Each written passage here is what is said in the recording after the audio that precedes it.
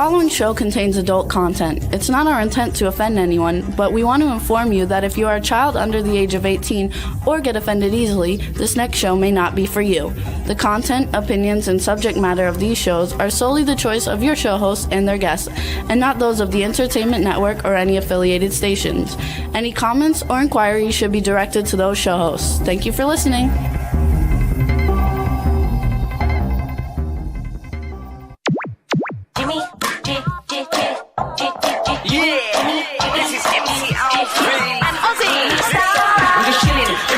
Sitting down and designing, where every man in a thinking, what are we gonna be wearing?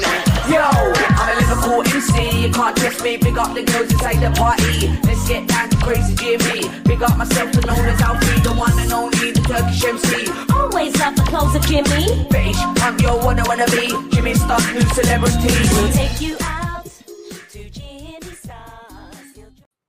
Hey ho! What's up, everybody? Welcome to the Jimmy Star Show with Ron Russell, bringing you the good times in music, fashion, pop culture, and entertainment. We got a really great show for you guys today. It's going to be a lot of fun. Before we get started, let's say hi first off to our cool, outrageous man about town host, Mr. Ron Russell and Astro. Yeah, I am so excited about today's show. I love CeCe Peniston a lot, and it's going to be such fun visiting with her. Yes. I think we're seeing her this weekend at the White Party. Yeah, she's coming to Palm Springs. And actually, when we'll she talk plays... about that when she comes on the show.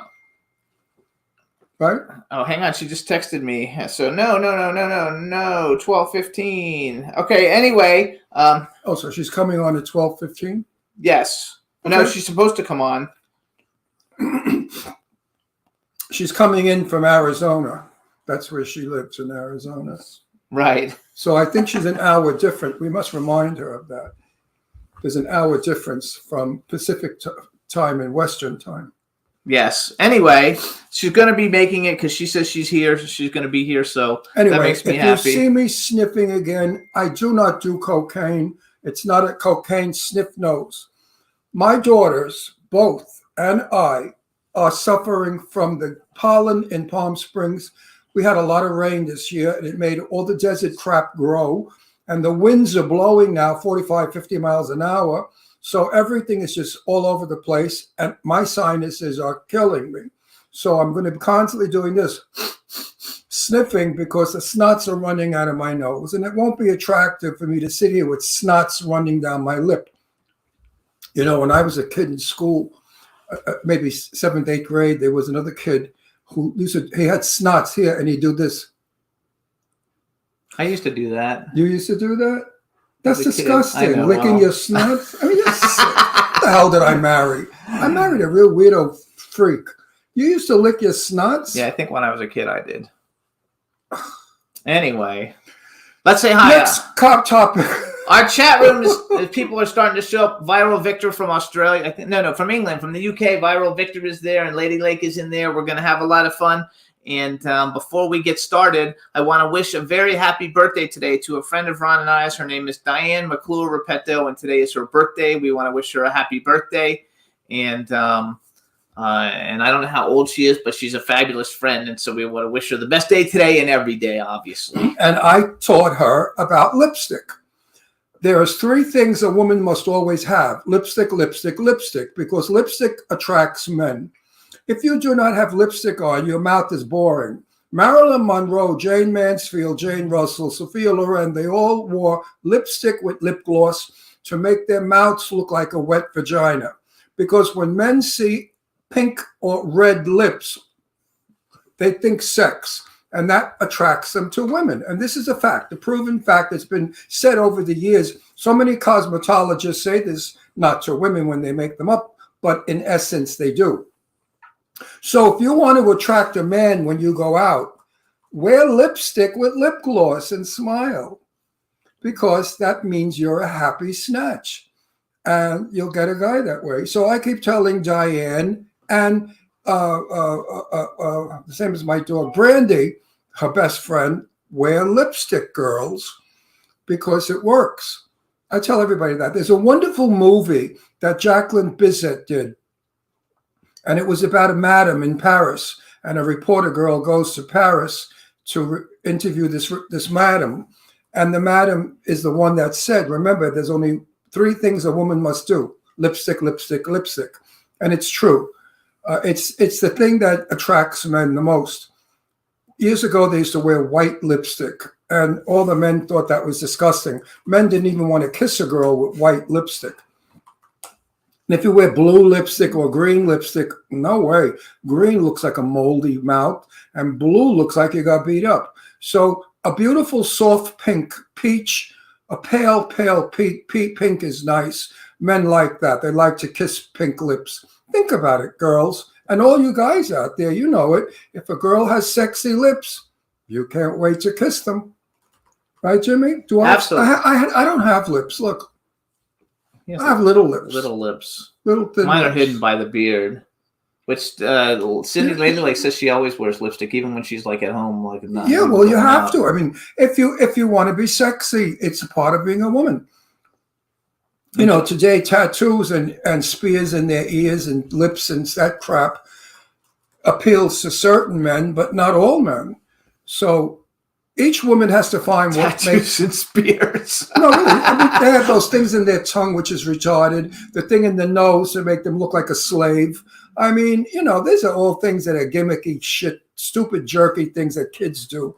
Women, Grace Kelly would never do that. Audrey Hepburn, Sophia Loren, Jane Russell, they would never disfigure their faces with metal or sticking things in their nose or those things in the ear. That I can't even look at when they make that huge hole in the ear like in Africa. I mean, what are we going, primitive? I actually put a picture on Facebook, and it was a picture of a dude with like, I don't know, probably 500 piercings in his face. Oh, that's sick. And it says, "This is what happens when you run into a tackle box at 50 miles an hour." Oh, that's a joke. But no, I believe that people that disfigure themselves deliberately by tattooing their face were not happy with who they looked like. And they said, let's cover it up and let's make it into a mistake. Anyway, I'm old fashioned. You know, I come from the days of when a woman looked like a woman and a man looked like a man. And shut up. And we knew who we were. Men knew they were men and women knew they were women. Today, we're all confused at who's who. You know, we have so many trans friends, and our trans friends are not militant like some of these trans people out there today that are crazy. I mean, now they want to put tampons in a men's room. I mean, how do you put a tampon machine in a men's room? We don't need a tampon machine. And transsexuals, they don't get periods, so they don't need tampons in the men's room. So why do they want to do this nonsense? It's all stupidity. Anyway, It's like the hippies. In my day, it was hippies. Peace, brother, love, all that bullshit. Then we all became materialistic. All the hippies I knew back then that used to hate me because I once wore a Gucci safari jacket with Gucci epaulets on top, and they made fun of me. Those very same people today drive Mercedes, live in very big homes, and dress to the nines. They spend money like crazy, which goes to prove it's the have-nots that hate the haves. Until the have-nots have, then they're the best friend of the haves.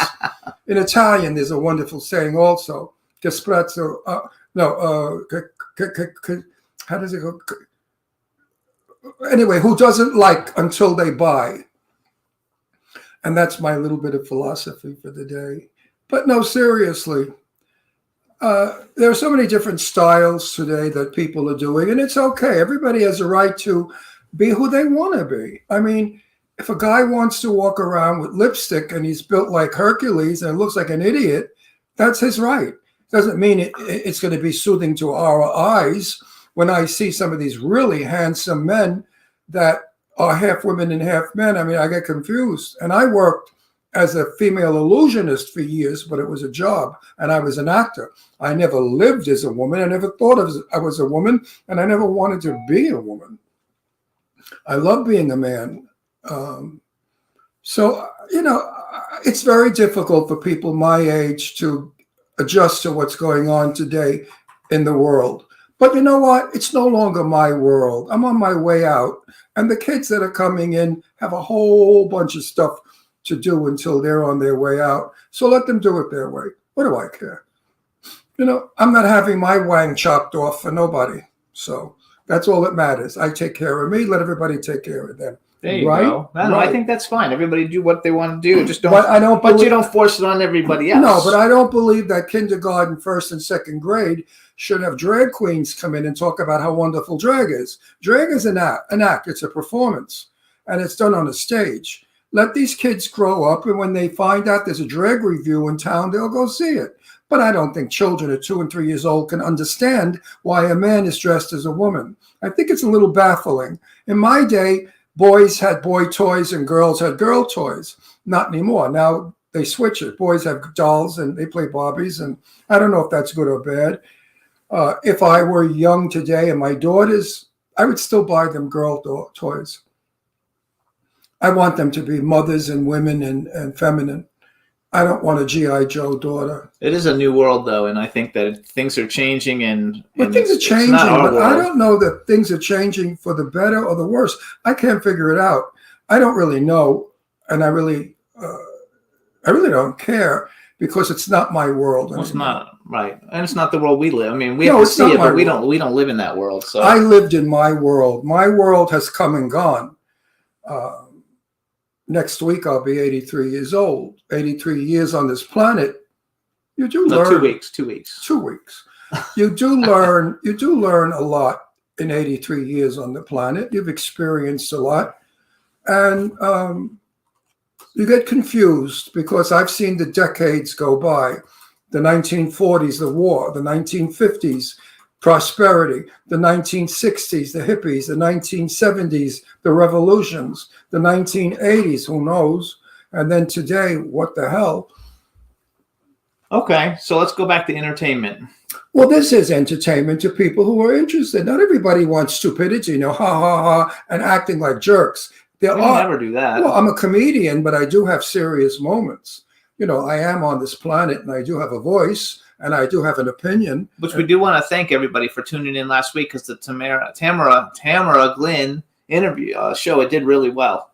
Well, it was a wonderful show because we talk the truth on my show. I know our guests are pre-warned.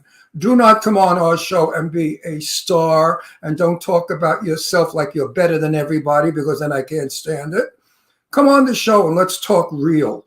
Make believe we're in Brooklyn, in the projects where I was born, in the kitchen having coffee and Entenmann's crumb cake, and we're talking like friends.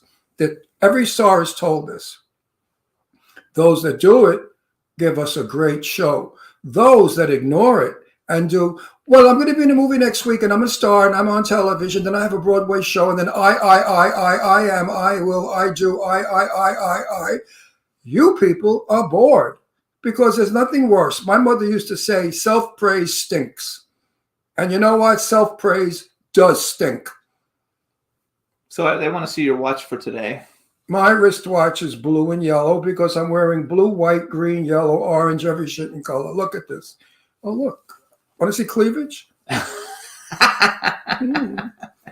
Anyway, that's enough. Now we can get stupid again. But I love Cece. I adore her. She was at our house the last time she was in Palm Springs, and we ate and danced and had the best time. She's a fun gal. She's a beautiful, beautiful girl also.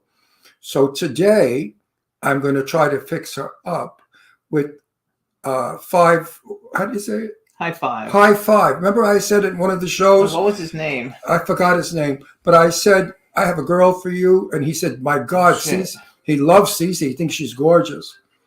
And I'm going to try to fix them up. Hey, we're live, so people can maybe hear this. Are you on Google Chrome? Oh, wait. Is that Cece? Yeah. Cece's on his phone. Hang on. People have trouble with this new crap streaming. Years ago, the Johnny Carson show was nice because the guests came into the studio, sat on the sofa, and nothing went wrong. But now with this streaming and technique and this and that, it's very difficult. Very, very difficult. And lots of people who are over 50, they don't know how to work these gadgets of today. Like me, for example. Jimmy bought this car that has, I don't know why, it does everything but make coffee. But I don't know how to turn the radio on. I don't know how to do any of it in this car. This car is a very, very expensive, high-tech car. What kind of car is it?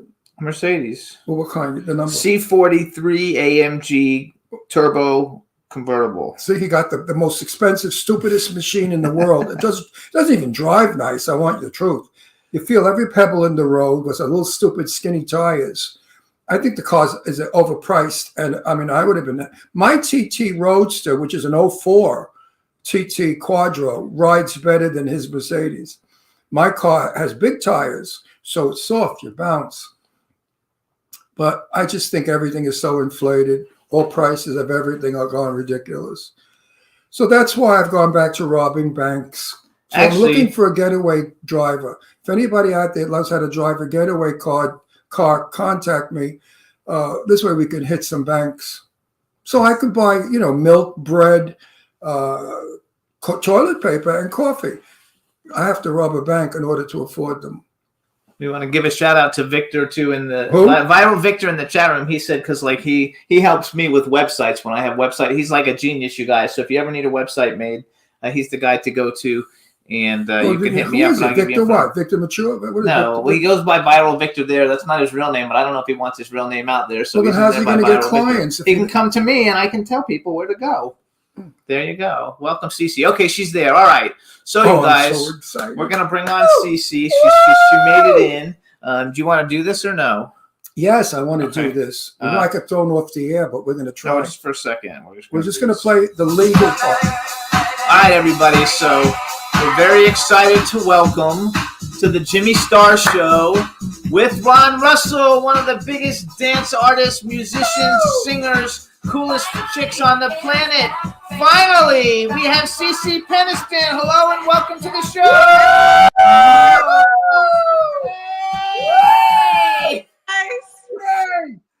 You get my pictures every time I see you. Look at you, you beauty. What's with you? What do you take, magic pills? Look, that's Botox. What you said? She said that's Botox. Are you on now? Now let me ask you: are you on the phone? Botox? This is Botox. Okay. Are you on a phone right now, or are you on the computer? I'm on the phone. See if you can turn the phone sideways. Okay, is this better? Hold on one sec. Let me get in my. Hold on one sec. Look at the high ceilings in your house. Wow. So you, Hey! Yeah. You got a new look. You went blondish and curly. You know, I'm always changing from day to day. I get bored. So I said, if I get bored, I know everybody else gets bored. You know that one, right? You know, I did a big thing on Facebook today about you because you know how much I love you and that song. That's probably one of my most favorite songs in the world. Finally, it's a classic.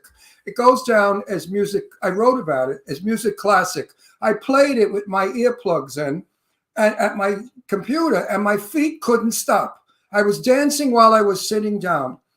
That song, and I want to know all about it. I think we've asked you on the last show, but I'm going to ask you on this one. How the hell? Wait. We got to introduce her to people. Say hi to the chat room. Say hi to the chat room. People are coming in. There's no one else that looks like this. I know, you're fabulous. And I want to tell you, so I went on Wikipedia today because I was like, okay, I know a lot about Cece. We've been friends. We work together. But you have all kinds of shit I didn't know about you on your Wikipedia. Your Wikipedia, you got a really detailed Wikipedia. Most people's not so detailed. You know what? I feel like they're doing too effing much on my Wikipedia. First of all, I don't need 10 pages. Look, half of that, look, they said, what did they say? Look, this is funny. So they said I had a tummy tuck. I'm like, I have no children. I don't know how I had a tummy tuck. Okay, that's one. Okay, so that's one. And then they're like, with further ado, on the third album, I'm like, how do you have your personal opinion in Wikipedia? So I know it's somebody that's just like, somebody's fucking with you or wants to put out shit on you that, like it said you had a beef with Monica on there, and I was like, that's fucking, that's jacked up. They do it to me also. But they also said you dated JoJo Haley. Is that true? No. Okay, so on there it says you dated JoJo Haley, even though you did do a song with him, though. I did. You know what? I feel like it adds to the fun. Hey, let's have Oh fun. no, it really does. I was super impressed. I was like, hey, you guys, JoJo Haley, you guys, just so you don't know, that's Casey and JoJo, one of the biggest R&B groups like in history, and they had so much I just great want stuff. my question answered. Okay. Shut those lips. Oh, you guys are so cute. Look, I miss you guys. I miss you too. I really do. I want to invite you to the house if you have time. I make homemade pizza. And Cece, the other crazy Cece I love. We had her on the show 2 weeks ago. Yeah, and she's Oh, I know, that's my girl. I just spoke to her this morning. yeah, I We know. love So her. I would like you and the two CCs to come by, hang out at the house. We'll have pizza. You guys can drink wine. I don't. And we can just rap and Oh, talk. when But are you anyway, coming I in? want to We'll know. go get that to that. Go. I No, want. but listen, but Jimmy, you know what? But listen, Ron makes the best sauce. I had your sauce, honey. So I already you make the best sauce. So I just make a good because I've pizza. been to the house before, so I already Yes. know. Look. Yeah, no. I know he was looking for the videos today because he actually did a video vacuuming doing Final Eight, but we couldn't find it. Right. I love But it. you know what, Cece, Yes. I have to say something, and people out there, please don't think I'm blowing smoke up my own ass because I'm not. But I know so many celebrities. I mean, I know so many famous people, but some are just sparklers, and this is a sparkler. Don't ask me why I fell in love with her, but I did. She's a sparkler. That's what I could. You're not even a star. You're a sparkler beyond a star. You have a wonderful voice. I wish your music was current. It's a sin that your music and the music of what's his name, who we love, the swing guy. We went to his concert. Sammy B. No, Stevie B. Stevie oh, B. I'm working with Stevie B. We went to you know Stevie B, right? I love Stevie B, and his music is not happening. Which brings me, I'm segueing into this little trap for you, my darling. Okay, let's You go. ready, you ready for this one? Yes. 5. What's it called? 5-5. Oh, high five. Okay. High Five was on our show. And on High Five was a very, very tall, I forgot his thin, name. handsome black guy. Really good looking. So I Might said, not be muscular wait, enough I for said you, to though. him, are you married? He said, no, but I'm looking. I said, oh, I have a girl for you. He said, oh. I said, Cece Pennington. He said, oh my God, she's gorgeous. She wouldn't And look he says at me. he knows you. No, he also says he knows you. He knows you. He said, she would never look at me. I said, well, we'll see. When I see Cece, I'm going to ask her. He called, would you go on a date? He's really a sweetheart of a guy. I mean, he's really nice and well-mannered, well-spoken. He's a gentleman. He's not a pig. You know what's funny is that people don't know this, but High Five is like one of my all-time favorite groups. Like whenever I go to a party, if they don't have High Five, I get agitated. I'm like, look, where is High Five? Like even my brother's You should wedding, go out with him. She's playing Hard to Get. The song she's playing Hard to Get. It's like my playing favorite. hard to But you know what? get. He's really a handsome black man. He's got beautiful features, and he's tall and he's thin, well-spoken, gentleman. I was very. If he were gay And and he I lives in wasn't with Texas. this old man, I would have gone out with him myself. And I would have said, "Oh, Cece, he's He lives in mine." Texas. And he lives in Texas, not far from Arizona. Oh, hey, boys. Have you played with him ever? Have you guys ever done a show together? You know what? One time, actually, probably about like 4 years ago, I did a show with them. But look, I played them all the time. So like we played 4 years ago. It was like me, High Five, and there was like somebody else, but I don't remember who else that was. But yeah, I know exactly who you That's a talking. pretty good mix for you, though. But That's he somebody just- good. I like the tall boys. I like. Yeah. No, but the first thing that came out of his mouth was, "Oh my God, I know her. She's gorgeous. She won't want to go out with me." And I said, "You never know." You Well, know? I just don't want the short ones. You know, the ones that you can breastfeed standing up. I don't. No. This one's tall. No. Listen, I saw your last boyfriend, and he was built like. We don't know if that was her last boyfriend because we haven't seen her in 2 years. Since I've seen you were with Hercules. That It guy was. wasn't my boyfriend. It was just a friend. It was a Your friend. friend. Yeah. But So- we won't mention no names. But he was a nice guy. Great. He Great. doesn't remember the name anymore. No, you know what it is? I'm Italian. And Italians are born hopeless romantics. We love to see people in love. We love love. We love movies. We love food. We love everything. We just love birds. And I see you as such a splendid person. And you have so much to give a lucky guy because you're talented, you're beautiful, you're smart, you're charming, you're witty, and you can dance. So I would love to see you with somebody. One is not a good number, Cece. When you get to be my age, it's nice to have, even though I fight with them all the time, it's nice to have. That's how, you know what that is? I call that, and you're gonna laugh about this. I call that the FFM. You know what that is? No, Fight, fucking, make up. that's right. That's I right. fucking make up. That's You're what we right. do. But I really think that all people, so many people say, oh, I don't want anybody. I don't want anybody. But they're full of crap because the next time I see them, they're with somebody. And I said, I thought you said you didn't want anybody. Oh, well, he's special or she's special. All right, give me a break. But, I was always looking on the look. I mean, when I was He single, always looks for people for you. Every time we go someplace. Like, you I know, would see, look, I just want a good guy who loves on me, who understands me, who's funny. I love a guy who's funny. Like, if you can make me he's laugh. funny. Listen, this guy's funny. And I asked him, I have balls, I've got big balls. I said, you don't do drugs. No, I said, you don't do drugs. If you're a drug addict, we're not interested. And he said, no, Hey, how you really feel? Look. he's a Christian and he doesn't believe in drugs or alcohol. no, we like do all because that. he's a Like, good Christian. And I like that also because I know you're a Christian. he like girl talks also. to everybody about you. We're on a red carpet with Cynthia Bailey, and he's like talking to Cynthia Bailey because she used to be married to Leon, and he's a big famous And I love actor. Leon. Yes, and fine. And I he's love fine. Cindy.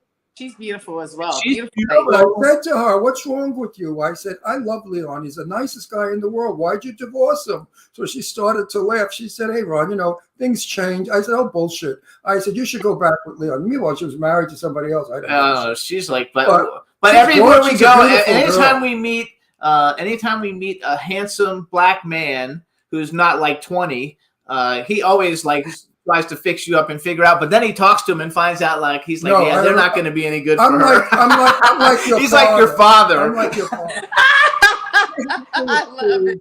I have to approve of your man. If I don't like his ways, if I think he's a dopey, a jerk, a screwball, or a woke, or one of those other nut jobs, not for you. You need a sensible man, tall, thin, Who's not handsome, jealous. with money. You need money also. I don't like poverty. He has to support himself Yes. Right. There you Off go. the road I'm going to contact and him. not be jealous the fact that you're like a superstar and I'm everybody going knows to you. contact Right. him and say to him, Cece said, let's have dinner or lunch. Texas is not far from Arizona. He's really good looking. Look, see, Ryan, you're trying to get me in trouble. No, what the hell? Oh, you didn't ask her if she's dating anybody. What if she's got a Oh, boyfriend You know now? what? You know what's funny? I really don't like to tell people what I'm doing because they always wonder, like, we never see you with anybody. And I was like, unless he's my husband, you never will. Good. That's good. So I just kind of keep my private life to myself because I feel like Good, that's good. the only thing that I have that's my private part. When our last show got I- 8 million, our Yeah, last my show private- got 8 million plays. So why don't you tell everybody who you're dating? No, you know what? Seriously, I'm from the 1940s Hollywood.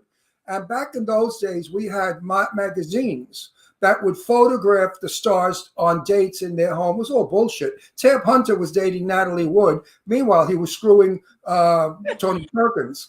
So, but it was called publicity. So sometimes you have to let the public a little bit into your private life. So you're not only a performer, but you're a human.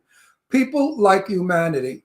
Like some stars, they become alcoholics and they fall down in the street and they write about it. Well, the public feels sorry for them.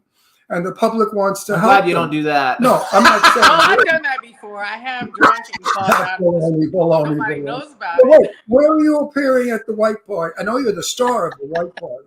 Yes, you're doing. Look, You're hey, that was a long time ago, though, Jimmy. Look, let's Yes.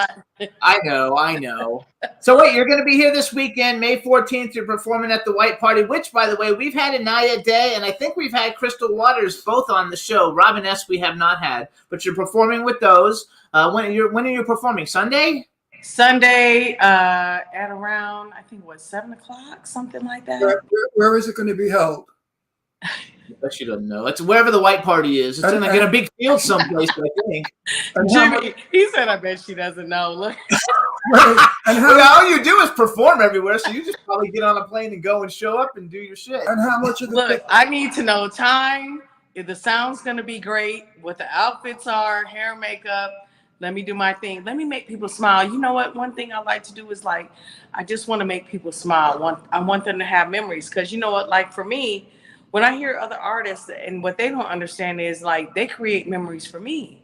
So I'm like, when I hear their music, I'm like, yo, I'm by the side, like, yo, I remember in so this music came on, or this song came on, and they don't understand that they are my memories as well. So it kind of goes back and forth. You know what I mean? Who loves me, I love them, you know?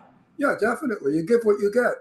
Yeah. But you are timeless because your music is timeless. I mean, you know, I was a fan of Mary Wells. Mary Wells. Yeah, Mary Wilson. Mary Wells. That's how far back I go. Remember Mary Wells? You don't know Of me. course. Who Oh, could you know Mary Wells. Okay. That's how far back, you know, love, we'd better make up, yeah, before we break up and you lose me. Look to me, the one who really loves you. Classic music. Or how about Ain't No Mountain High Enough? Ain't no mountain high enough. Goosebumps. But anyway, Ain't no valley wide enough. Hey, these songs will never end. Tina Turner, never oh, that's end. my girl. You know how much I love her. Patti Wait, LaBelle, wait, say, Patti wait, LaBelle. say, Never say I love Tina Turner so much. Like, she is like my muse. She is like my idol. Like, I love her. You know how people have people that they love? Yes. And I love doing her voice. I can do her voice. Oh, do her voice. You want me to do it? Okay, hold on. You must understand it's the touch of my hand. Oh, wait. You must understand it's the touch of your hand. Makes my pulse react. Oh my God, that's fabulous. That's what you can play, Come on. Tina. Oh, what's love got to do? You know what? Got to do with it. If they ever update her life story again, to tell the real truth, because the story that they told about Tina was not all the truth. Tina had to curb a lot of stuff. But if they ever do the real Tina Turner life story, you should play it because you could sing it. I would And you love could to. dance it. You could dance. You could do her shake. You know what's funny is that people don't know, like, as artists, when you say curb, a lot of times you curb because you don't want to embarrass or say anything off about the executives or the people that have Gigi, shut up, about the that's my dog. You don't want to say anything to embarrass or to make anyone in a bad light, right? You may know here, you may know what you see, but at the same time, God gave you a gift and you have to do that gift, right? Don't call it a true life story. Don't do that because you're deceiving the public. If No, I'm not deceiving. No, not You know you, what it is? not I've you, been not deceived. you, No, not you. I'm gonna Meaning say Tina. I've been deceived and she's been deceived, but there are certain, let me say this, that people don't know. There are certain contractual things that are put into clauses that say, hey, if you say this, you're going to get jacked up. Yes. So sometimes it's not that the artist doesn't want to be like, Totally real. I want to fight you. I want to put on my my bonnet like somebody's auntie. We understand all of that because we've had some difficulty with that sort of thing also because I'm very outspoken and I tell what I feel, whether you like it or not. If you don't like it, shut your TV. Don't watch me.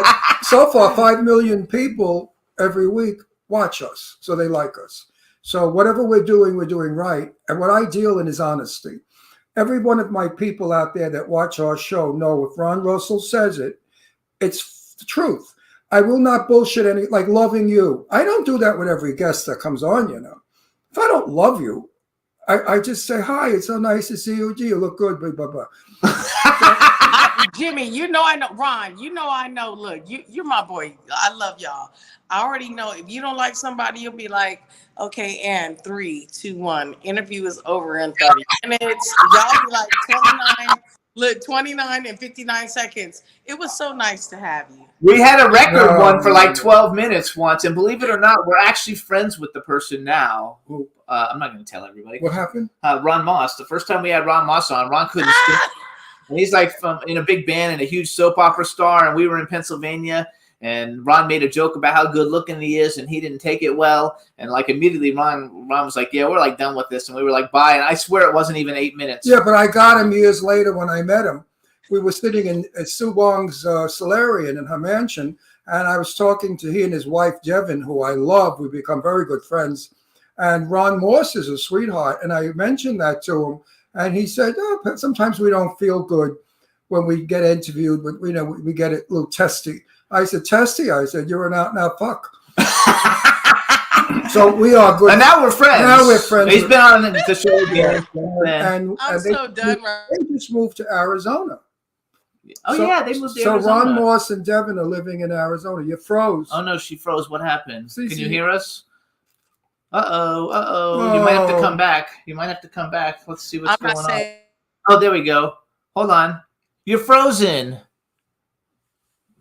Well, we got to keep talking, otherwise people think we went off. the Oh yeah, air. we didn't go off the air, you guys. CC froze on us, and I'm not This sure why. is the bad part of podcasting, rather That than happens everywhere, though. yeah. But in studio interviews are so much easier. My God, because the guest is there, you're talking to them. It's a nicer feeling. I wish we could go back to in studio interviews, but I doubt we ever We'll will, never go back. because celebrities now are so used to doing it from their bedroom. They don't want to get dressed and have to come on. So a CC, show. if you can hear us, maybe like log out and log back in again, or Juan, I don't know if there's anything you can tell her to do, or send her something in the chat. But let's see if we can do something there. And in the meantime, chat room, what's up? This is CC Peniston. She's had, I think, 5 number ones on Billboard, and she's fabulous. Maybe we could play her song, "Love." Not love. It's not called love. What's it called? That's Angie's song. No, I know, but this one's about love. What is it? Oh, it's called Are You Ready? Are You Ready? Let's play. Let's play Are You Ready, Juan, while we're getting CC back on. Right. You guys, this is CC Peniston's newest song. It's called Are You Ready? I got a great video of Ron dancing with her in the living room, and check it out. Are You Ready by CC Peniston. Hopefully we'll be right back. Are you ready? Are you ready for love? Are you ready for love? Are you ready for love? Are you ready for love? Are you ready for love? Are you ready? Are you ready for love? Ready for love? Are you ready for the day when love is away? When there is no more war and poverty? Are you ready for the day when love is away? When everyone will finally be free? Are you ready for the day when love is away? Imagine just how happy we will be. When love is away, there will be a brighter day for you and me. Are you ready? Are you ready? Are you ready for love? Are you ready? Are you ready for love? Are you ready for love? Are you ready for love? Are you ready?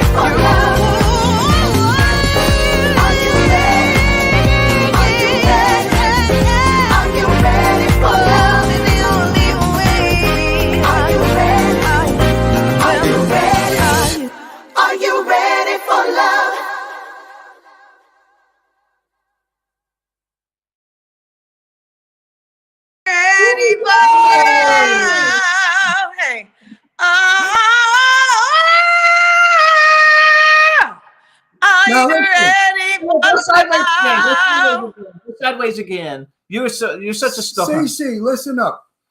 You keep me alive, you know that? Because I play that song, Finally, and a bunch of others 3 times a week, and I dance for a half hour for cardiovascular and to keep my weight down.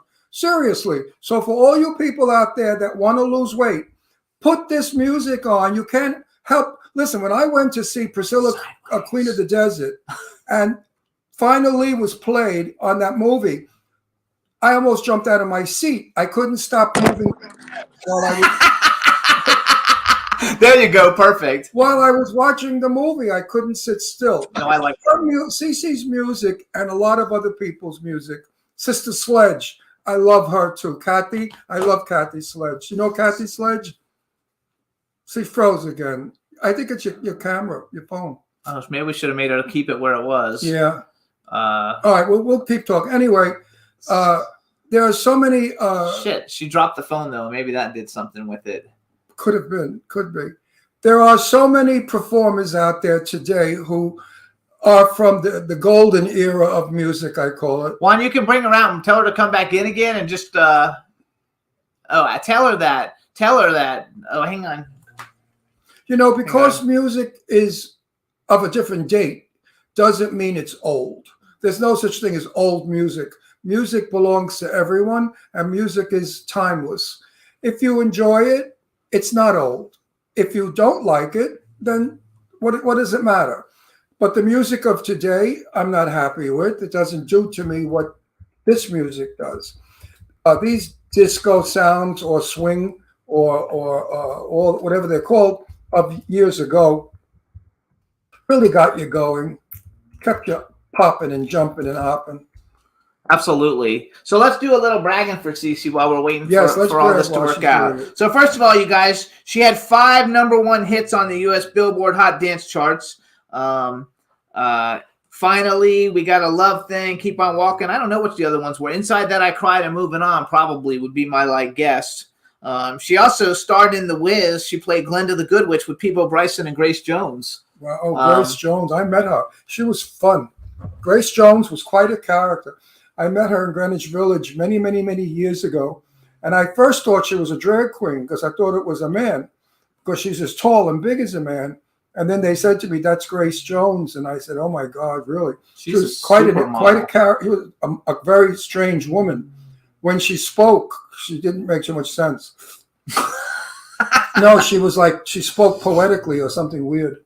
Yeah, she was a supermodel, though, and she was in The Bad Guy in James Bond, in one of the James Bond movies. She was freaking awesome. Oh, I know who Grace Jones is, yeah. I know her brother, so do you. Yes, unfortunately, he passed. He died? Yes. Oh. A couple of years ago, I think. Cancer. He was such a nice fellow. His name was Chris Jones. Oh, I'm sorry to hear that. He died. Oh. Actually, Nile Rodgers, we know Nile Rodgers. He's been on the show, and he's very good friends with my business partner, Eileen. So we know Nile Rodgers, just to let you know. People in here in the chat room are saying things. Nile Rodgers, we know Nile Rodgers. He's a huge music producer. We know everybody. Here she is. We know everybody. Yes. Okay, so I just bragged and told everybody that you had 5 #1 hits on the U.S. Billboard chart. So as I was reading your Instagram, not your Instagram, your Wikipedia. So there's this song, and I had never even heard the song before until like 10 years ago. Somebody auditioned on X Factor in Britain, and they sang the song, and I love the song. And then I was on your Wikipedia, and you did a cover of the song, and I don't know if it was officially released, but the song is Somebody Else's Guy. It's like the greatest song on the You did a cover, right? Thank you. I did it on my second album. No, third album. Talking about I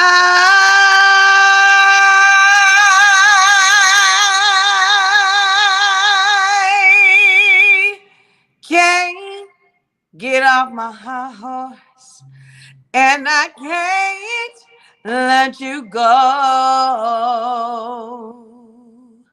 You are the one who makes me feel so real.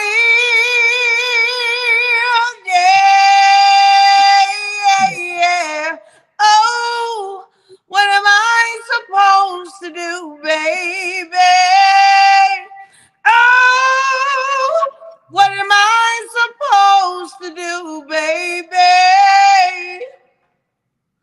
When wonderful. I'm so hooked up on you.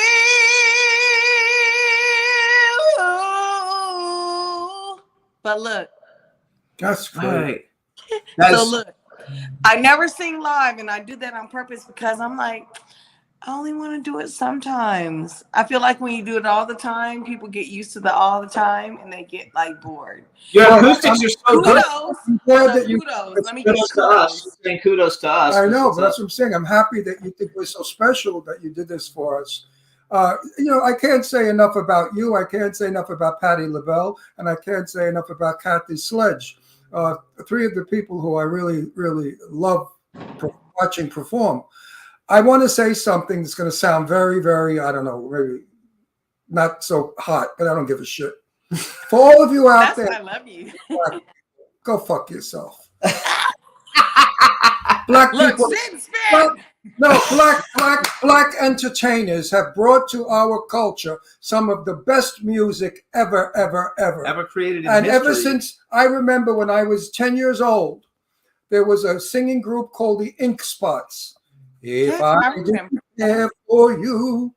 And I remember in my neighborhood, people telling me, we had the little radio, get those ends off. Could you imagine that? You know, the word, the N word. Yes. And as a 10-year-old boy, I'd say, fuck you. I come from an Italian neighborhood, Brooklyn. We talk that way. Yeah, it's My my, parents are from Brooklyn, so I get Oh, yay! So she knows. my mother. Yeah. it's my radio. Fuck you. You're not going to tell me who to play on my radio.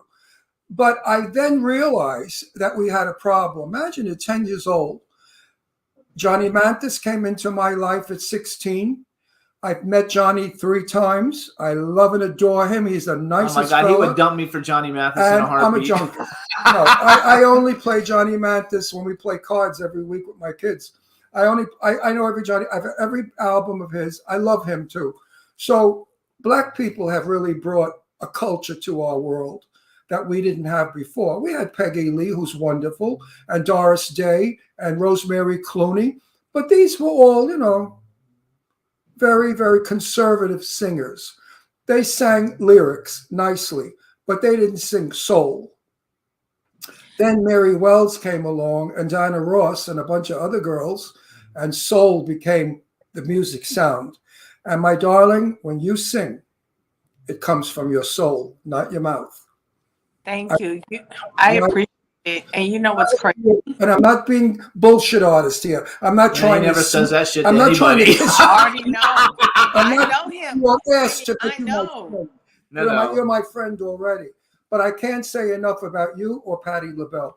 Patti LaBelle, I have never met. Came close to it because Kathy Sledge lived next door to us in Pennsylvania. And Patti was going to her house for dinner. And she said, I was inviting Patti and her husband to my house for dinner. She said to me, can I bring Patti LaBelle? I almost dropped dead. I said, you're going to bring Patti LaBelle to cook? Cooks like there's no tomorrow to my house?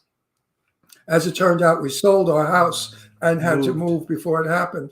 And I regret that day because I'm going to go back to Philly when we move back to New York. And I'm going to go where I know where Patti lives. I'm knocking on her door. And I'm going to say to her, listen, bitch, call the cops. I don't care. But I love you. And I have to meet. I love her. I love her. When I tell you as a child, I just loved her music so much. She influenced me so many times. I remember going to the Soul Train Awards. She was there. Luther was there. And I met her and I was like 21 years old. And she was like, hi, baby, how you doing? And I was sitting there like, loving you. I love you. Like she was so warm and Very. just like, look, I have her cookbook, so I took a few tips from there too. So I'm just telling you, I absolutely love her, and I thank you for the love and the gratitude that you give me because I You deserve absolutely it. love Cece, singing. you And deserve it's so it. funny because this is a real story. So when I did Somebody Else's Guy, I saw Jocelyn Brown, right, who's the original singer of Somebody Else's Guy. So I never want to take from another one of my sisters who do what they do, right? I just love that song so much that I just wanted to do my version of it because I loved it at the time. She told me, she said, You sing good now. She said, but you will sing great when you go through a lot of life's lessons. Absolutely. So I never forgot that. And I never told that story to anybody. And I've been going through life's lessons. And I can just tell you that when you go through that, you sing from your gut and your soul differently when you can't, I call it yell singing. So you know how you really want to be like, ah, but you can't, you be like, ah, yes, but you're really yelling, singing. You really want to yell at somebody, but you can't. So you sing with intention and power. And I think that that's why like people like Jocelyn Brown, Tina Turner, are those Patti LaBelle, are those people that I absolutely love because they sing from the gut and they say the things you can't say physically, but they say it singing. Yeah. Right. And Kathy Sledge has said to me, the Lord is the one she sings for, because she came from a very, very religious family, she and her sisters. And they're very well brought up girls. They're decent girls. They're not whores or druggies or anything. They're very lovely, lovely, lovely people. Yeah, we've met most of them. Yeah, I met all of them practically. You cannot find a better family or nicer people than the Sledge family. And she is wonderful. Like her whole, like the whole team. Kathy always does an amazing show, which I can tell you from like when she performs to the dancers to the background where you see the background, like, you know her pictures, videos. We saw her in a play where she played. Who did she play? Oh, I don't remember. It was a TV series. It was an all-black, one of the first all-black comedy TV series, and we went to the. No, not that. We went and saw her in an off-Broadway show where she played Mama. No. We went to 54 Below in New York City, the nightclub. Okay. She was playing. Mom. No, shut up. You screwed me up now. Y'all are so cute. Mama said and Daddy said, Papa said don't. The famous singer, the greatest singer in the world. Billie Holiday. Billie Holiday. She played Billie Holiday. Oh, one of my faves as well. Yeah, and she sang Billie Holiday. And it was great. fucking amazing. But the story that I thought Jimmy was going to tell is, I was best friends with Jane Russell. I knew Betty Davis. I know all the great movie stars in the world that people say, oh my God, you know them. Wasn't that exciting? And I say, yeah, it was okay. Now I'm at this preview of a black television show, comedy show. And who do I meet but Kathy Sledge for the first time? Oh I began to jump up and down and scream to Jimmy, get up I was there. Like on the other side of the room, and he's screaming. I thought he was hurt or something. No, I didn't have my cell phone. No, I love her. I didn't have my cell phone. So I said, Jimmy, get over here. I have to run over there and take a picture. I mean, he meets all these like A-list, people, and she's A-list too. But like, nobody's impressed. And he was telling her about how "We Are Family" is our song. As time went on and we became really good friends, she said to me, "Why was your reaction about my song? We Are Family." I said, "Because there was a time when all gay people were being persecuted and being beaten and denied jobs and homes to live in. And we used to all get together and we used to sing, I'm going to cry. We used to all sing, We Are Family, because that's all we had was each other. The white world and the straight world, they didn't want us. So you understand that, my darling. No, I do love, because you know what? I feel like people use the narrative of what they want to use when they want to use it. Whatever makes it work for them. And it's like, no, you don't understand that us girls, Kathy Sledge, Crystal Waters, Robin S., all of us, Evelyn, all of us, like, we have been doing the narrative of the LGBTQ crowd, excuse me, I'm sorry, since the beginning of the 90s. They changed everything so much. So, yes. But what I can tell you is, and we know that. The support that I have received as an artist, the love that I have received, the shows that I've been on, the people have told me, hey, I've come out to your songs. Like, for me, it makes me emotional.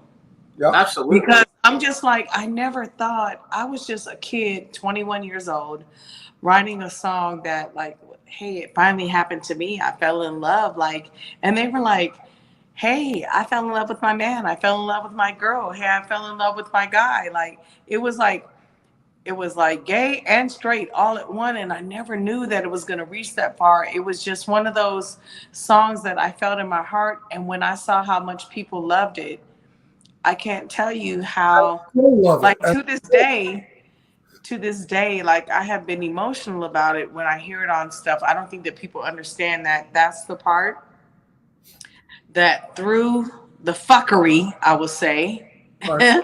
has kept me going, because, and the fuckery is not on like any one person. It's just people who are greedy and want to embody, like you said, Ron, the narrative that makes it work for them, instead of saying, hey, these are my folks, these are my people, these are the people that have supported me, these are people that have loved me. And so I'm so thankful, and I just can't show sometimes how much gratitude I have through the music industry, through people who have supported me, through people who have downloaded all of my songs, through people who have downloaded finally, through people who have downloaded my catalog.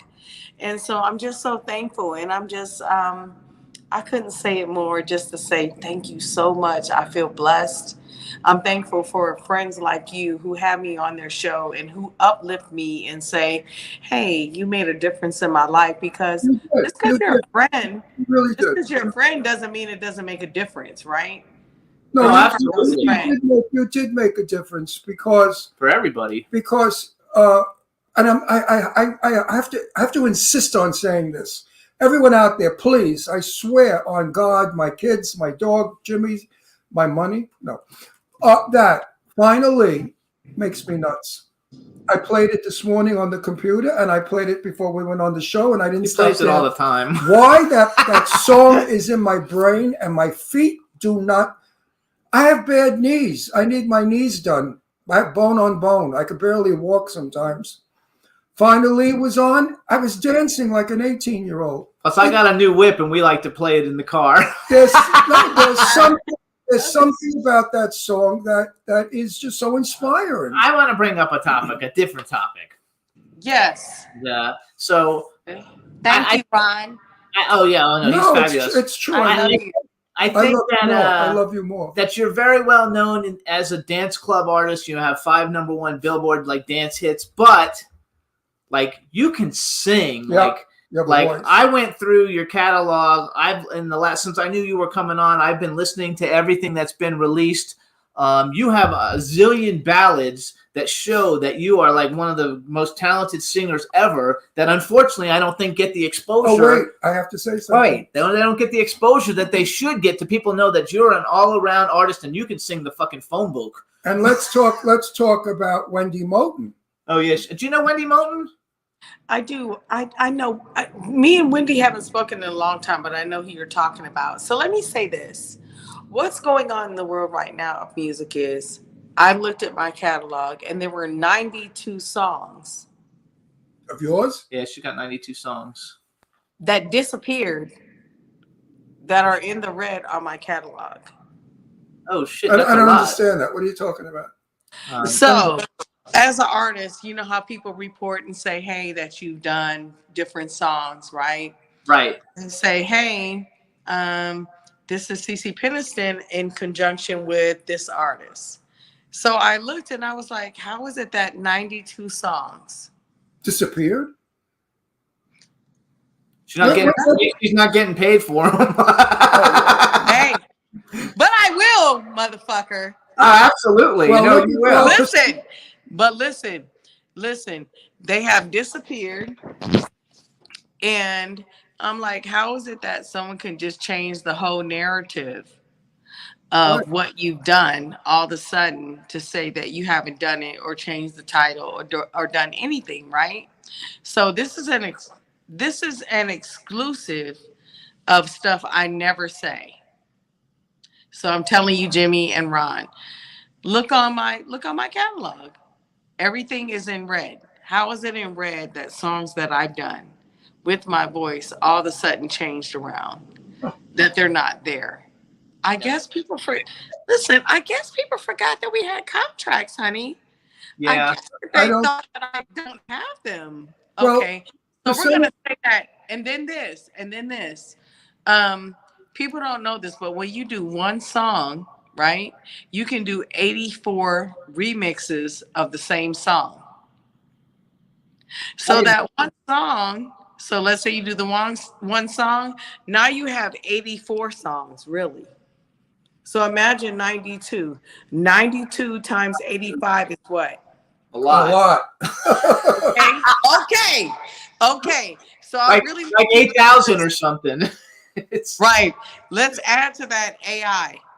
yeah. Well, I know you can't comment on this, but I want the people out there to know Priscilla, Queen of the Desert, used Finally without her permission. At the end of the song. And that is not, no, in the song, the guys, when they No, came at the end of the movie. Yeah, it was like the when they finale of the came out fucking with those, movie. like looking like dragons, and I mean, it was wonderful. To hear that in the theater, it was a wonderful piece of work anyway, because the boys were wonderful in their costumes, and the choreography was great, and her voice. So it was a moment in the film where you would remember. But how dare they do that without giving you a royalty or some kind of something? They can't just Let me do give you an update. You ready for the update? Yeah. Yeah, I'm I giving don't you all kinds of nuggets. So the update is there are contracts. Oh. There are contracts. But finally, Where was you made renamed- contract. so here's what it was. Finally was renamed Overture and Finale, Finale. Right. So how is Finally the original song getting credit? It's not. Finale got credit. And so did Overture. No plagiarism. They still stole your song. That's your voice, your song. It wasn't even like they had a make-believe person sing it. It was CeCe Peniston singing it. It was the original recording. Am I correct? Look, was it CeCe Peniston or Cecily? Who the hell is Cecily? Right. You know, this country, Jimmy, are you feeling what I'm putting down Yeah. right now? Absolutely. I totally got it. So I'm just telling you that certain things are put in place. This is why this is a very big thing. Artists, do not let anyone spell your name wrong. Ever. Right, ever. Ever. Like if they're like, oh, we made a mistake, correct it. Right. Because what happens is when they do that, that's a whole nother portal. So if they don't spell it CECE put together, or they spell it CE space CE, now you have two different things. Artists. It's ridiculous. Right. They're trying to jack you. That is so bullshit. I mean, it Pretty could, much. if it's an interview, it could just be a misspelling. But if it's something to do with your actual song, they're trying to jack you. Yes. I mean, there should be a law or something about it to protect singers. You know, we have, Joya from Joya Bruno. Joya Bruno. Do you know who she is? From Expose. Another Yes. gorgeous voice. They got jacked too. Yes. I mean, Joya Bruno sings like there's no tomorrow. She's the best. And her music made millions of dollars, and she told us she didn't even have $500. They robbed her of all her money. I've been through those moments where I had nothing, where I had less, where I had a negative account. And you know what? It was those moments where it wasn't by my own hand, where I said, okay, you will F me up again and I'll be ready. And so they did, and I was ready. You're ready. You got smart. You learned. You got smart. What you have to do as an artist, and this is to all artists, if you can vocally do all your songs over, now you have another master. Like, this is where, remember when Taylor Swift talked about how, and this is not to start a ongoing settlement, a pandemic, or a thing. I have to say that just to protect me. All artists, make sure your name is spelled right. Make sure your account is in your name. Make sure you can do all your songs over with all your vocals. Then you own the licensing to those masters, right? Yep. If you need to do a live show and you're on tour and your voice Oh no! There we go. and your voice goes out, then you already know that you can have a cover down. It doesn't mean that you can't sing. It means that these particular sound people don't know your voice. So you should always cover down on what you're doing. It's funny because someone told me, they're like, have you ever used a vocal version? I said, absolutely. I said, but the difference is, it's not because I'm using it to misrepresent my vocals to anybody, but I'm using it because I know that the sound man doesn't get me and I don't want to fight with him.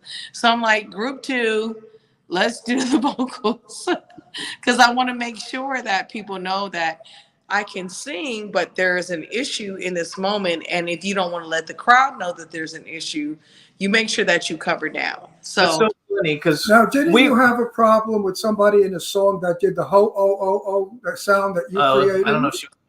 Yeah. Did they ever stop doing that? Did you stop them? Not really, but you know what's funny? I have receipts. Just You saying. what? She has receipts.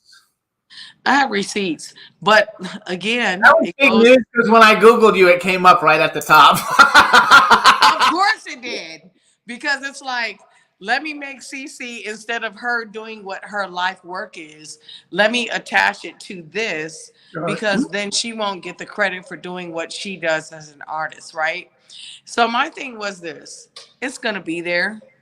I have to address it accordingly, but I do have receipts that say differently. So I could be messy if I wanted to, but I choose not to, because you know what?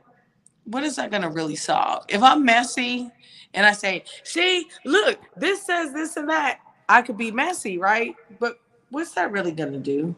It may smarten people up to think that they can't get away with this bullshit anymore.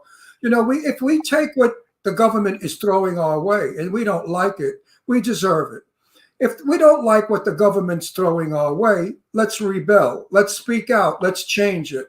We, the people, are the people. The government only is the heads that control the people. I agree with you though, CC, because he doesn't know who the person is, and like it would. I'm a fighter. It might, I would but get it messy. might reflect. I would get it very might messy. reflect negatively on you in the long run. That doesn't, and the benefit might not outweigh. It might not outweigh. I don't the benefit. care. I would say, listen, bitch. You tried to copy and steal something from me. You had no right to do that, and I'm going to make it public. And, she did make it public. And Everybody knows. Shame on you, you moron. What, you couldn't come up with something on your own? You had to steal from me? I'm from Brooklyn. So here's what happens, Ron. What? I need you to redo what you do. Like, I need you to redo what you did the first time. And when you can't keep doing it on the way that you really do it, instead of using other people's bodies of work, that reflects on you. I don't have to do anything to you. God has already blessed me and God already covers me. And again, if I make it too public, see, that's how you get your ass kicked. And people don't really understand that. And Jimmy, I know you know what I'm talking about. There's a difference between, hey, this is some bullshit. I'm feeling a certain type of way. You guys obviously see it, right? But if I start going, this person and this person, they're going to be like, oh, you want to name names. Right.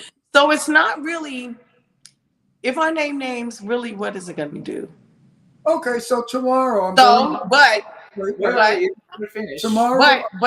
can say this. I can put out new bodies of work when the situation is settled. Let me say this. When the situation is settled and all royalties are pointing to me. There's a difference between, hey, everything is split, it's going to this, and that. But when all royalties are pointing to me, then I can say, hey, here's my new music, here's this, here's that. It's a different energy than you doing whatever. And then we'll see what happens, because let's be real. The narrative is controlled by the people who want to control it. Right. If you make too much. Oh, shit. No, she's okay. Oh, this shit. Hang on. We lost audio. Oh, wait, audio. We lost audio. Okay. Check your audio. There you go. Okay. So if I make too much noise in the wrong way, all it's looked at it is, hey, Cece is being a problem. She is talking about things that don't need to be talked about. She's not being responsible. as an artist, I still have a responsibility as an artist, right? Yep. I have a responsibility to the people that let me be in the business and still support me. And regardless of what the bad part is, it's still one of those things where it's like, okay, let's handle this behind the scenes. And that's what people don't understand. That's why I don't yell. That's why I don't name names. I'll say enough to say, hey, this is enough. I've had enough. Please just let me perform, create memories. Let me love on people. Let me go and perform and do what I do. Let's quit doing this part. Yep. And it's irritating because on a random day, they take me on a roller coaster ride. Yeah. What I can tell you is, let me tell you the good part. You ready? The good part is I learned to be a better businesswoman. Oh yeah, you have since I talked to you. Right. The You're good like part a is I sing with more intention, because when you get mad, you sing a little bit harder in the way that you really want to sing, right? Yes. And the other thing is, you create more music. You decide if you want to be in the business instead of people telling you you have to. Right. So I'm thankful for being in the business since 1991. I'm grateful for the experiences that I had in giving people memories. But at the same time, I don't want to embarrass anybody. I don't want to keep people poking at me, right? Because I'm irritated about it. No, I'm irritated about it, but I look calm in the face. So I'm irritated about it, but I don't want it. Really what I want, let's solve it behind the scenes. Yep. Let's not keep talking about it. Let me make new music and let's move on. Move on. Like, Exactly. let's move on. This is the move on interview that I can tell you that I want to do with people. I don't want to keep doing the same. Why is this acting weird, my camera? Oh shit. And we got to bring on another guest. So we got to hopefully she comes back. Bring her back real quick so we can tell her. Because I have to tell her something. We have to bring her back. Bring her back. See, Well, she fell out. I wonder why. I guess cell phones are not good. You're moving the thing, Jimmy. Oh, Your foot moved the thing. yes, it's okay. So, hey, Juan, is she still there? She might have to call back in again. There she go. Oh, she's not there. He says she's not there. Shit. All right, one more minute. Here we go. And we'll get her back. Okay, here we go. Okay. We Okay, there? I want to say something, and this is an exclusive. Tomorrow, I'm going into a recording studio. My name will be Pee-Pee Peniston, and I'm going to sing normally. See, here we go. Normally, I found someone who loves me normally. I love you. That's all I it love is. you so much too. I So love you listen, more. Cece, That's because all we there got is, another, my we have darling. another guest who's waiting to come on. So first off, I want to tell everybody, follow Cece, you guys, on Instagram at Cece Peniston. She's going to be at the White Party this Sunday. I'm going to call you when we get done with the show. Are you going to be around just to find out when you're coming in? Yes, I definitely will. And I also want to say this. I'm going to be at the Georgia Peach Festival on June 3rd. Okay. And I'm going to be at July 30th. I'm sorry. I'm going to be at Atlanta City Winery. I'll be in Connecticut. I have a couple of things coming up, but those are the main things You're right working. now. Good. Yeah, we're going to be making, as soon as the strike's over, we're making some movies in Atlanta. Yeah. I love it. They need to stop the bullshit and have y'all writing. Just give y'all what y'all see. That's like the streaming. Don't get me started. Okay. Well, So me too. You have to come back so we could discuss it. Kisses to Yes, you, we'll my talk love. to you. I'm going to call you after the show just so we can find out when you're coming in. So hopefully we can work it out to see you. And thank you for coming on and giving us all these exclusives. Finally, I love you. Love you too. Wait, no Enjoy lyric. you. Bye. No lyric. Finally, I found Cece with a smile on my face. Finally, I found Cece. Love you. Yeah. See, Bye. come to Yes. Palm Springs. I love All that right, you girl. guys. Now we're You going know, to bring she's on a our very smart girl. She's a very next kind guest. girl. She's got a great heart. She's a good human being. I'm so proud and happy to know her. Absolutely. So And now have we're her gonna- as a good friend. All right, come on, Juan. Let's bring in our next guest. We kept him waiting. Bring him on in. Hello, Charles. How are you? I'm doing great. I loved listening to the CC chat. That was good. That was great. We love Cece. So everybody, Charles didn't She's write a his little wonderful name in there. person. So this is Charles Rosenet. Is that how I pronounce it? That's correct. Yeah, Charles I did Rosne. write it. I don't know why it's not in there. It's certainly undermined. Oh, There we there we go. So, all right, everybody. Now we want to welcome to the Jimmy Star Show with Ron Russell, actor, author, producer Charles Rosne with an F in the middle. It's very nice to meet you, and welcome to the show. Who's the third host there that I didn't meet? Who's that? That's Astro. That's Astro, Right. Look at that. our rescue. Astro's name right to you. I love Mention his name and he has to kiss me. So this is my cool, outrageous man about town co-host Ron Russell. How are you? it. I am Wait, great. Wait, are you from New York? I'm in Connecticut now. I wanted to hear where CC's going to be in Connecticut. I'll have to go visit. Yes, we'll find out. I'll find out for you. He's in Connecticut. Well, that's Actually, close to New York. So we met Charles through Kadrolsha. KO. Carol, Oh. KO introduced me to him. KC with the rack. Yeah. I never noticed. I wouldn't know. That broad with that. I mean, on my Facebook page, she put such pictures of that rack, and it's great. And nobody comments. They're all afraid. I'm the only one that comments on her tits. He comments on everybody's tits. No, It's but news to I me. tell her, I say, I see the sisters want to come out for some air. You know, I do all these jokes, and Cece loves it. She cracks up laughing. I think she's a great gal anyway. Yeah, we love KO. We're going to see her when I'm planning on going to New York in July with Jimmy, and Casey's on our list. So anyway, let's go to promote. How a do you little know bit. her? From Chiller Theater, we're both there as guest celebrities, and we sign autographs, and Oh, meet the fans, and all that stuff. Yeah, Well, we did a show with her in a haunted crazy house, Insane Asylum on Long Island. I love And it. it's a video. We have the video out. Got a lot of plays, Yeah, right? you got like 300,000 plays. Yeah, and it's really a campy, fun video. Actually, we should share that some more. I need to do it. All right, so you're an author. I want to talk a little bit about the author collector thing because for me, which I'll tell everybody in a minute. But first of all, so I think from what I got, besides the one up there, you have the book of top 10 horror list, which it says I actually read monsters, celebrities, actors, athletes, and rock stars. The book of top 10 horror list. So tell me, so that means it's like a book where you got the top 10 horror lists from a bunch of famous people, right? Yeah, is that what it is? Exactly. Rock stars, actors, authors, they all, I've been working on that for many, many years. Got 100 top 10 lists.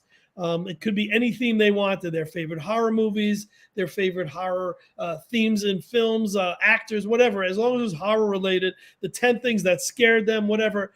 And I got, one of the Beatles, one of the Monkees, one of the Munsters.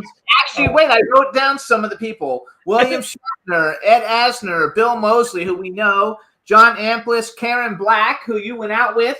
I had a date with Karen. Hey, you can go back and tell. Hang on. Butch Patrick, Bill Mummy, Sybil Danning, who you know. Oh, I know Sybil. Jane Weedland's been on our show. Fred Schneider's been on our show. Gloria Gaynor, Mickey Dolenz, The Cars. So you had like a lot of, and that's just some, because if you got 100 of them, that's only like 10. So like there's got to be a lot more. But Yeah. it sounds like a very interesting thing. And he actually went on a date with Karen Black. I did.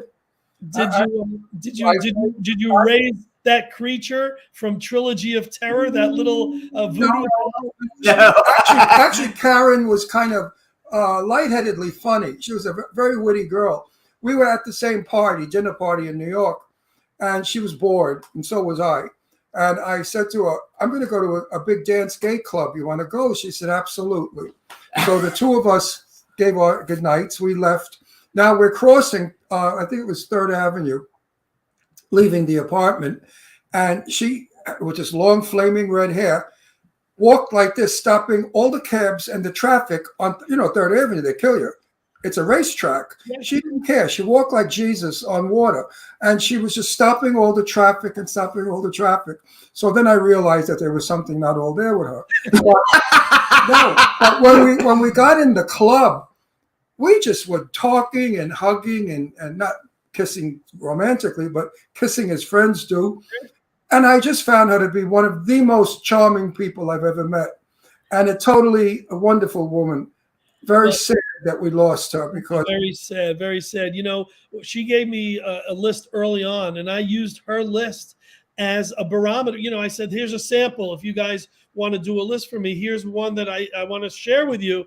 and it intimidated some people because it was so good. She wrote such a good list. So I realized I had to dummy it down a little, because some people, you know, if they were using that as the, you know, as their sample, yeah, they didn't want. And so the book did really well. You know, I still sell it at the horror conventions. It's still one of those evergreen titles that never goes out of style. What's great about it is you don't have to be a horror person, because it's a celebrity book. It's a pop culture book. If you love William Shatner, you want to read his list. If you love Mickey Dolenz from the Monkees, or, you know, the original drummer of the Beatles, Pete Best, you want to hear what were their favorite, you know, horror themes. So the book works on a lot of levels. So wait, what are I some? could see that book happening. So what are some of yours? Like, what are some of the either movie? Well, did you put yourself in the book? You know, I did, but I was very tricky about it.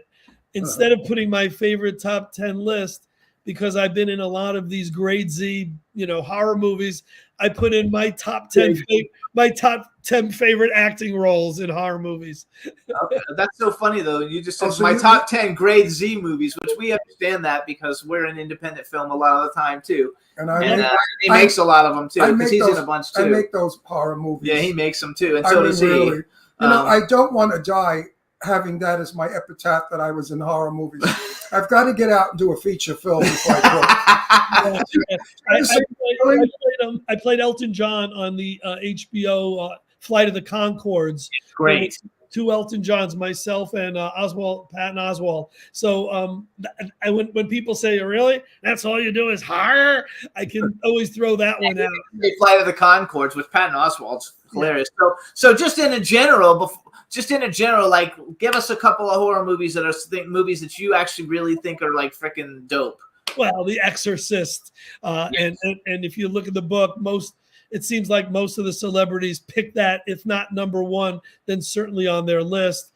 What came in number two, which might not be on my top 10 list, is Psycho. For me, it's that's my number one. yeah. See, so for me, it's a lot of favorites like Bride of Frankenstein, Abbott and Costello Meet Frankenstein, and a movie you may not have heard of, but if you do, I'll be impressed, called I love Phantom of the Paradise. I love Phantom of the Paradise. Paul Williams? Oh my God, I got to tell you a story. Okay, so I got asked to produce a new movie, and Paul Williams is part of it.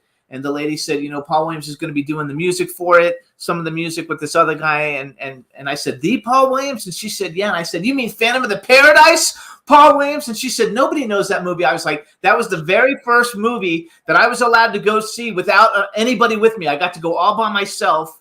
It was the very first horror movie that I ever got to see. And when he gets his face, you know, I pressed in the record pressing machine. I mean, it was the greatest movie ever. I love that movie. May I say something about Psycho? Yes. Back in 1960, Hollywood never permitted blood, bullet holes, or anything in any films. So we, the audience, were ignorant people. We just believed what the make-believe Hollywood was. Yes. Now, my girlfriend Hilda and I go to see Psycho, and 10 minutes into the film, I see blood, knife wounds, chick, chick, chick, mortified. The audience was mortified.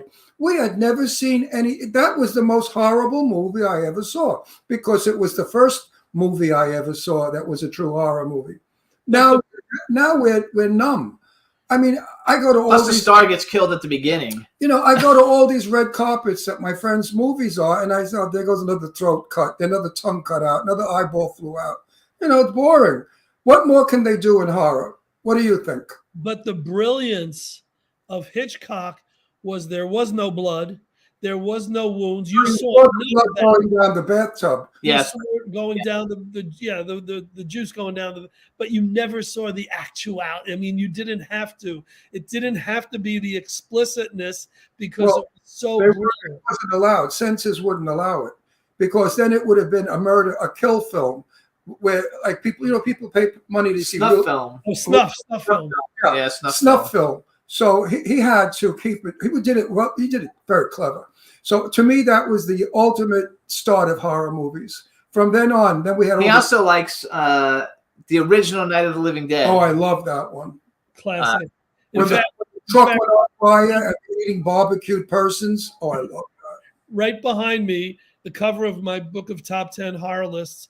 At the top, I put all the classics. You know, I put the Bela Lugosi and Boris Karloff and Lon Chaney and all the musts. But if you go down, yeah, I put in George Romero. George Romero and Linda Blair because I thought those two deserve to be in the echelons of. And what does your book sell for? $24.99 on Amazon. So it makes a nice coffee table book. It does. It does. That got me going. You know, this is like a second career for me. I've always been an entertainer, a DJ, an MC at parties. I've always done conventions. I produce Beatles conventions and paranormal conventions, all this stuff. But the books really gave me like something new to do. The second one was True Ghost Stories of Connecticut, which is exactly what it is. The deal was it had to be true and they had to have something to do with Connecticut. But my newest book is the follow-up to the horror book, and that's Top 10 Beatle List, the book of Top 10 Beatles list. So I got celebrities to give me their top 10 favorite Beatle themes. It's all pop culture stuff. It's the stuff we love. And Very big market for it. So actually, wait. Could you, when we come, I think we're coming into New York in July, and we will see KC. And we will do another investigation into ghosts. Yes. Where do you recommend that we go in Connecticut? Because she lives up in Maine, and we're on Long she lives Island. in Connecticut, I thought. No, she lives in Maine. She lives, further up in New England. So we're going to connect. I'm part of a team called the Shaman and the Showman. I'm the showman. I don't have any psychic abilities. I don't have any powers, but my partner does. His name is Nick Grossman. He's the real deal.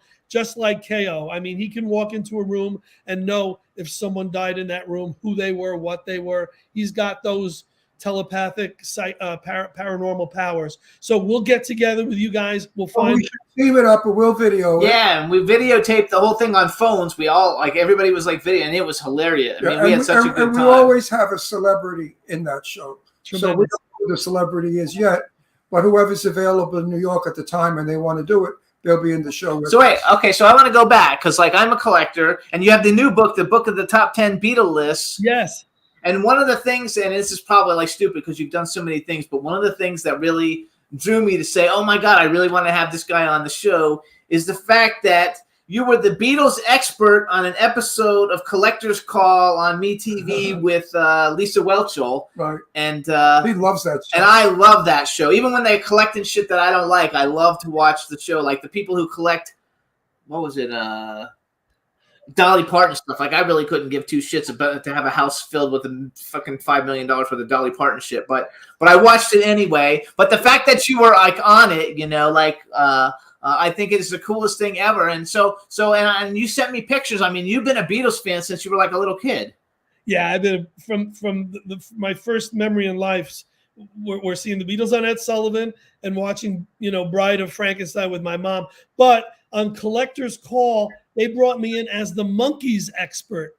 Oh, you were the Monkees expert? No, I thought you were the Beatles expert. Okay. I was the Monkees guy. But what's really funny is I put this in my horror book and I put it in my Beatles book, and it'll all make sense because one of the first photos that I found of myself, it's crazy, and I don't know if you guys can see this, but it's me in my pajamas as a little chubby boy growing up in the Bronx, and here I'm playing with all my monster models. Frankenstein, and there's the creature from the Black Lagoon, and it looks like a Godzilla. But look what's on my wall, a poster of the Beatles. Oh, yeah, there you go. Oh, that's funny. Okay. So that summed me up as a kid. Where were you from in the Bronx? East 181st Street near Tremont Avenue. I know where that is. I know very well. My friend Barbara doesn't live far from there. But that neighborhood's rough. No, she's not there. That neighborhood's rough now. You can't go there without you need a cat in the tank. No, you need an armored truck, right? It used to be all Jews, all Jewish people up there.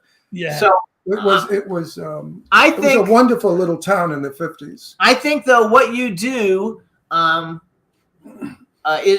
think it's fascinating because I love it all. So these are some of the things. So first of all, he does tours, right? Yes. So he's got a Beatles tour to Liverpool and London. He does a ghost tour. He's got Paracon 3 coming up, I think, right? I saw Saturday. Paracon's this Saturday in Connecticut. And then he also, which I don't know, did I write it down? Yes. he has a fucking tour, and it's Dracula Tours to Transylvania, that he takes people to Transylvania. The real Pennsylvania. The real deal, Romania. Yeah. Let me tell you a quick story. I would love to do Wait, that. this is a true story. I'm not making it up or making it any better. I'm flying to New York on a red eye. Sitting next to me is a woman called Olivia. I forgot her last name. She had on a black hood with a long black coat like a cape. And I found out she was from Transylvania. Can you believe this? Wow. Midnight flying to New York in a dark airplane. And it turns out that her husband was the famous painter who I have on my wall, his beautiful stuff. Why don't I remember names?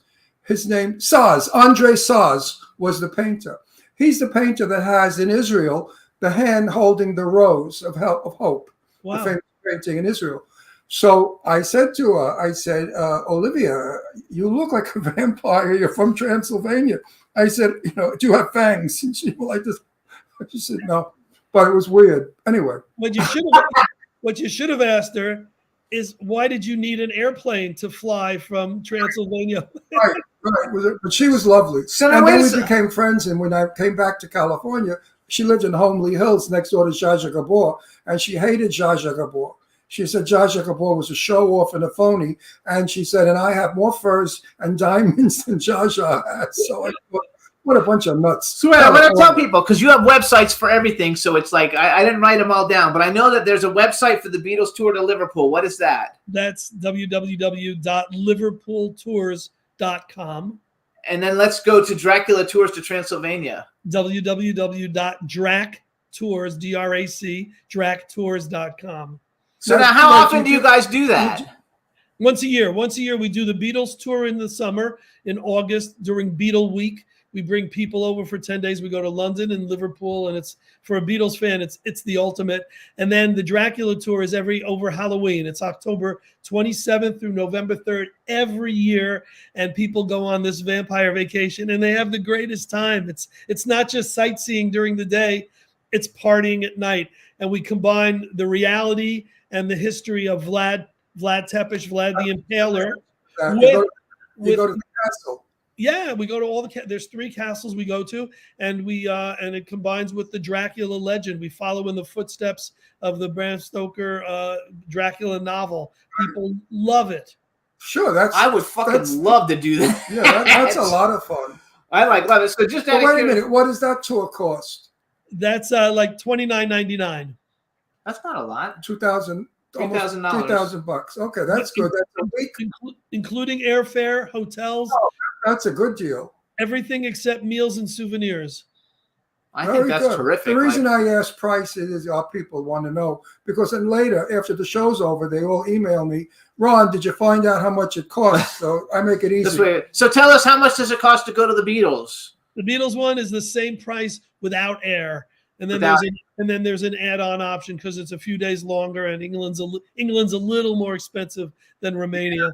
But What made you come up with the idea, though? Like you wake up one day and say, "Gee, I love like horror movies, so I'm gonna fucking make a trip taking people to see Dracula's castle in Transylvania." I'm one of these guys. If I get an idea, I have to follow it through. And the idea was, what places would I want to go to? I don't want to go. I can't go to the Catskills anymore with my parents because the Catskills is gone.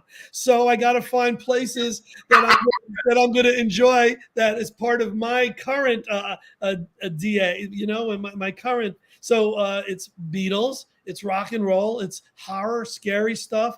And the Beatles tour I've been doing. This is my 40th year. This year, is our 40th anniversary. So somewhere down the line, we said, what else do I love? What else would I want to do? And now we've been doing the Dracula tour for 25 years. Oh my God, you don't even look that old. You brought up the Catskills. In Gershwin, what was the name of the famous resort up there, the one that everybody went to? Is that the one on Miss Maisel? Well, I never went to Grossinger's, if that's the one you mean. Grossinger's, that's it. I went to everyone but that. I loved all the old ladies, right? But do you remember what knockers were, the wooden knockers? I don't know anything from knockers. All the old broads had diamonds on every finger, bracelets, Rolex, everything. And they couldn't clap because of the jewelry. So you know what they gave them? A stick with a knocker at the end. And if they liked what you did, they banged on the table with the knocker.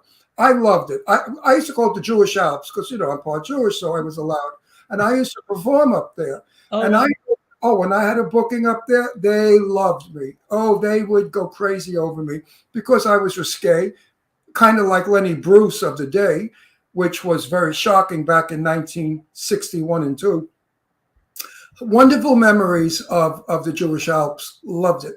So wait a second. We have lost so many things today that was so wonderful. Yeah. How did you get pegged as the monkeys expert? I mean, you must know a lot about collectibles in general because you're in this world. I do. And I also produced a lot of the monkeys conventions through the years, and I've interviewed the guys. I was friends with Davey and Peter. So I'm kind of that go-to monkeys media guy.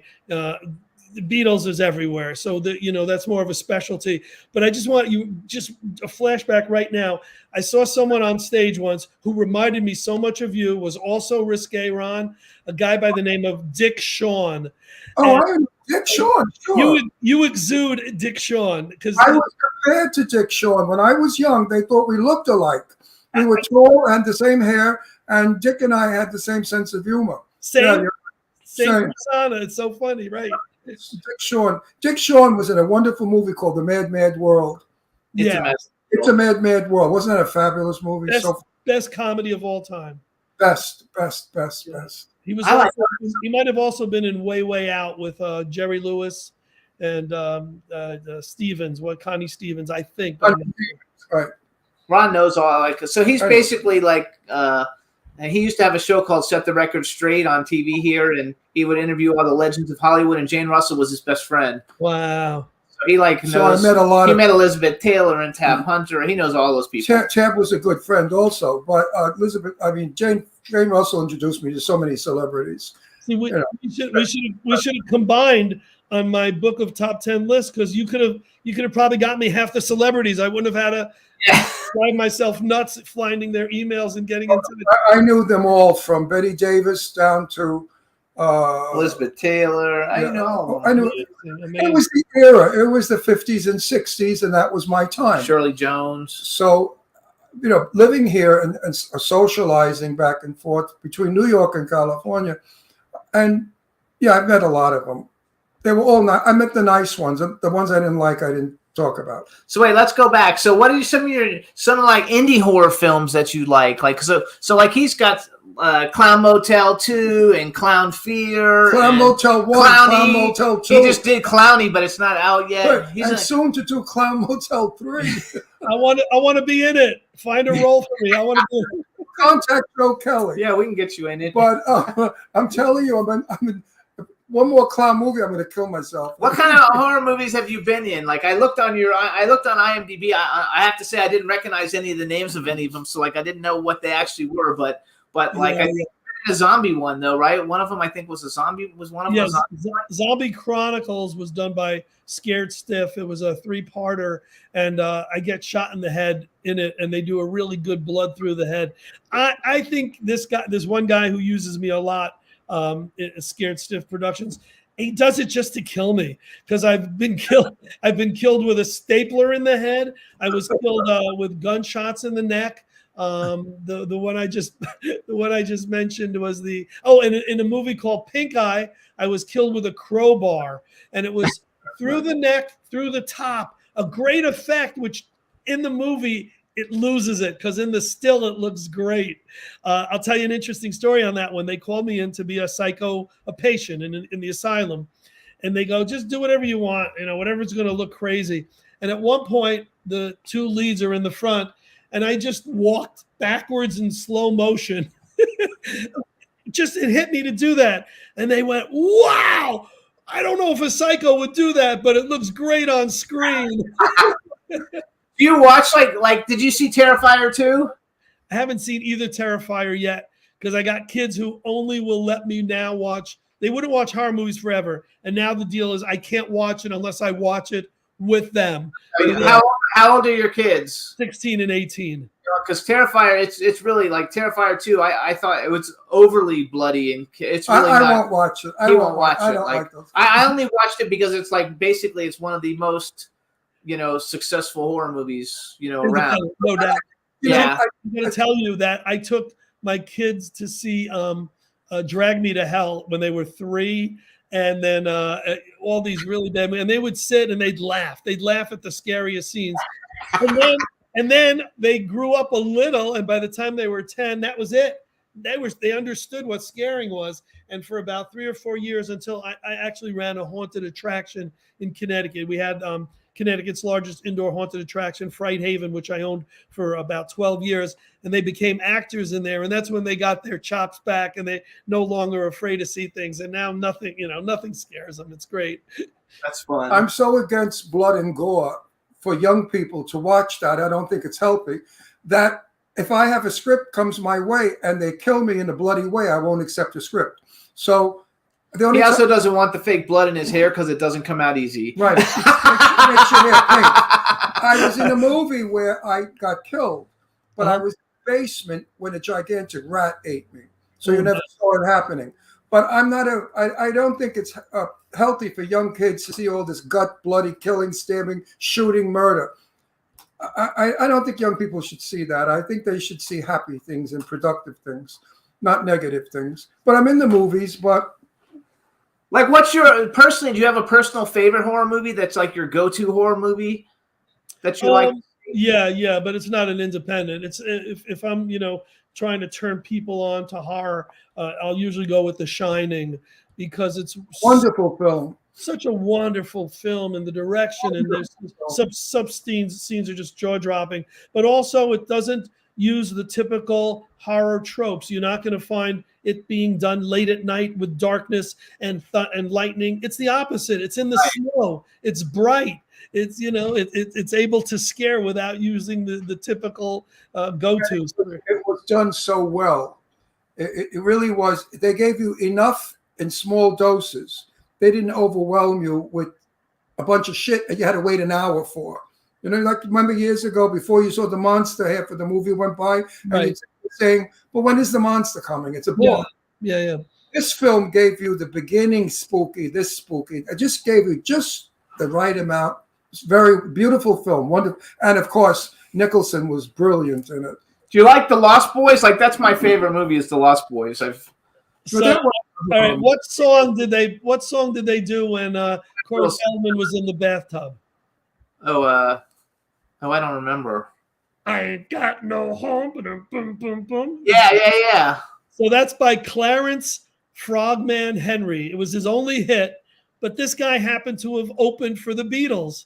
So look at all these degrees, 6 degrees of separation we got going here. So we got the horror connection because of Lost Boys. He opened for the Beatles. Got to tell you guys this amazing story. I'm in New Orleans, and I've got a ghost tour. It's a weekend ghost tour where I brought 20 people. We're going to all the scariest sites in New Orleans. We'll do the ghost walk, the vampire walk, the witch walk, the voodoo walk. A filled weekend. Check into the hotel. I'm wearing a Beatles shirt. My buddy's wearing a Beatles shirt. Talk to the girl behind the desk, and she says, what is that Beatles? Is that like Bugs? And I go, no. Are you serious? I mean, you could ask me that question, really? I go, who? You ever heard of the Monkees, the Rolling Stones, Led Zeppelin? She hasn't heard nothing.